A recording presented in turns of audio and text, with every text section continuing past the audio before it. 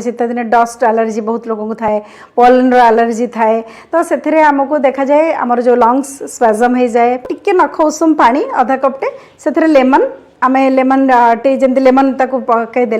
कारण आमको vitamin C भी दरकार लेमन आम विटामिन सी प्रचुर परिमाण पाइबा प्लस से हनी गोटे गोटे चामच हो अधा चामच हो मिसेकिरी आम जिते कौचे जदि छोट पिला अच्छे से देदेले काफी जदि टी आम ये करें गोलमरीच टी जोटा कहली गोलमरीच गुंड कारण से भी गोटे बहुत भल तार आमर विभिन्न प्रकार एंटीबायोटिक प्रॉपर्टी से थाए तेना से पकईकी पीदेले आम साधारणतः देखते जो छोट छोट कफ लाखिकी रही जाए सर सांगे सांगे बाहरी जाए